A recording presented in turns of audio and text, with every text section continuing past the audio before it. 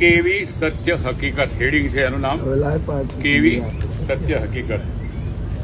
જ્યારે આપણે જીવતા હોઈએ છીએ ત્યારે આપણને લાગતું હોય છે કે આપણી પાસે ખર્ચવા માટે પૂરતા પૈસા નથી.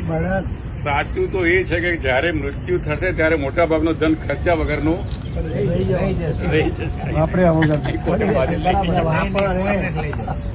એક ચીની સોફ્ટવેર એન્જિનિયરનું મૃત્યુ થયું. એ પોતાની વિધવા પત્ની માટે બેંકમાં $2.9 મિલિયન મૂકી ગયો. પછી પેલી વિધવાએ જવાન નોકર સાથે લગ્ન કરી લીધા. નોકરે કહ્યું, હું હંમેશા વિચારતો હતો કે હું મારા માલિક માટે કામ કરું છું, પણ હવે મને સમજાવ્યું કે આ તો માલિક આખી જિંદગી મારા માટે જ કામ કરતા હતા.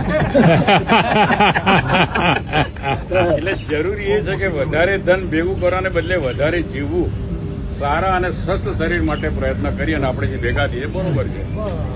મોંઘા ફોનના 70% ફંક્શન બિનઉપયોગી રહી જાય છે. મોંઘી કારની 70% સ્પીડનો ઉપયોગ થતો જ નથી.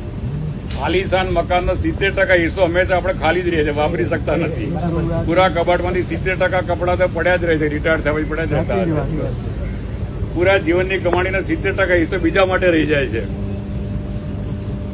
70% ગુણોનો જીવનમાં ઉપયોગ પણ થતો નથી. પણ જે 30% વાપરી છે તે બી કેવી રીતે વાપરશો? જયારે સ્વસ્થ હોય તો જ વાપરી શકો. એટલે સ્વસ્થ હોય તો પણ નિયમિત ચેકઅપ કરાવો, તરસ ના હોય તો પણ પાણી પીતા રહો, પોતાના અહમનો ત્યાગ કરો, શક્તિશાળી હોય છતાં પણ સરળ અને સૌમ્ય રહો, ધનિક ના હો તો પણ પરિપૂર્ણ રહો, જીવનનો સાચો મતલબ સમજો. ભાગી જવું બહુ સહેલું છે, પણ જાગી જવું બહુ કઠિન છે.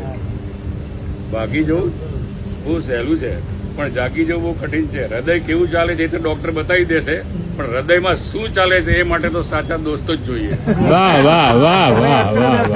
એમાં ના કામ કરે. બરાબર છે. એક વાર એક ઝૂંપડામાં ફૂલ ઠંડીમાં રાત્રે બે નાના છોકરા છાપા ઓઢીને સૂતા હતા બિચારા. એમની પાસે ઓઢવાનો ધાબળો નહોતો. એટલામાં એક છોકરાએ બીજા છોકરાને કહ્યું, જેમની પાસે ઓઢવા માટે છાપા નહીં હોય તેમનું બિચારાનું શું થતું હોય? જિંદગી કેવી જીવો છો તે નહીં, પણ જિંદગીમાં કેવું વિચારો છો એ મહત્વનું છે. સૌને પ્રેમ કરો, સૌનો ખ્યાલ રાખો, જીવનનો આનંદ લો, એકબીજા સાથે જોડાયેલા રહો. આ જ સાચું જીવન છે. જમાવટ તો જિંદગીમાં હોવી જોઈએ, બાકી બનાવટ તો આખી દુનિયામાં છે.